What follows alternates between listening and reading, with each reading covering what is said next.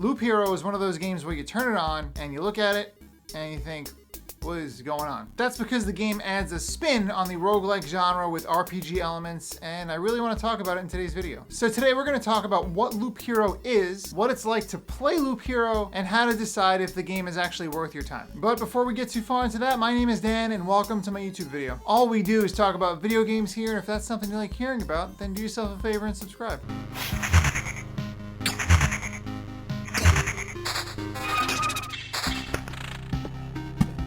So we're going to go right into this and talk about what Loop Hero is at both a story level and a gameplay level as well. Loop Hero is a game about a hero stuck in a loop. The world ended and they remember some things but not all things, and slowly but surely they're rebuilding reality after it was erased. The act of reminding the hero of what's going on in the world is actually baked right into the gameplay. So let's talk about what it's like to play Loop Hero. So as I said earlier, at first glance, you really can't figure out what's going on the screen, and that's because the game is essentially an automatically played RPG. Your character goes around the map and attacks enemies and encounters certain obstacles, and all you're doing is building the world around them while also equipping them with gear that they find on their journey. When it comes to building out the world, you're tasked with putting down tiles that will not only help the hero but also get in the hero's way, because you need to have the hero fight enemies, and sometimes those enemies can be pretty tough. So the entire time you're playing Loop Hero, you're building out this map and you have to decide if it's a good idea to place a certain tile or not. And eventually, after you put down enough tiles, a meter at the top of the screen is going to fill up and you will wind up facing the boss of that chapter. From there, the story progresses and you move on to chapter 2. This is not something I was able to accomplish because Loop Hero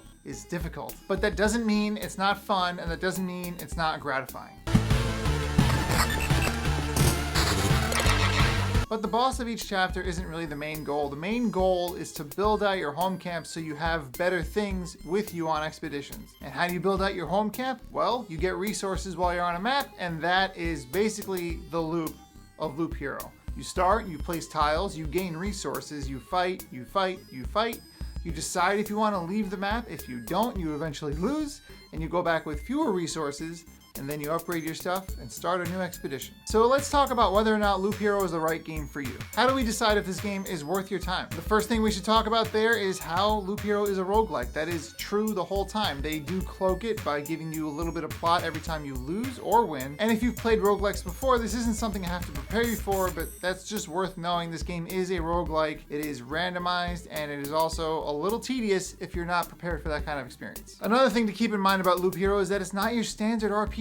All you're doing is equipping your character and hoping they win in battle. Of course, everything's really predictable. You can miss, you can hit, but there's a lot of stats that you can pile on top of the character's build and really come up with some stuff that's powerful. One of my favorite things to do right now is gather gear with vampirism, or vampirism. Vampirism? That specific stat lets you get health back when you attack. If you couldn't figure that out, it's based on vampires. So if you do this really well, you can actually get a lot of health back from fights and prepare yourself for the next battle in the current one. There's also gear you can find that gives you health back over time. There's gear that lets you hit multiple enemies all the time. And while you don't have a lot of control over what gear you get, I still found it a lot of fun to stop the game and see what was going on. And that's actually something else I want to talk about. This game can be paused at any time, so you're not rushing around to figure out what you have to do next.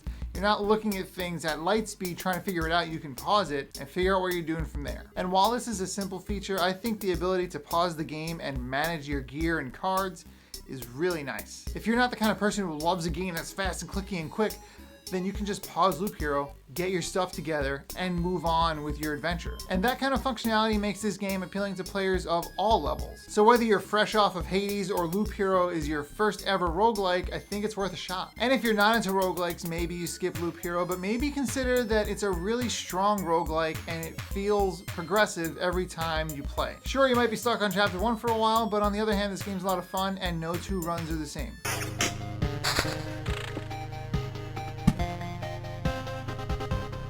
But if you do happen to be a huge fan of roguelikes, do yourself a favor and check out Everspace. I actually did a video about that game as well, so I'll link it after this video is over. And that's about all I wanted to say about Loop Hero. Do me a favor and like the video. If you liked it, leave me a comment about the game, and of course, subscribe if you are not already subscribed. And thank you very much for watching, and I'll see you when the next video loops around.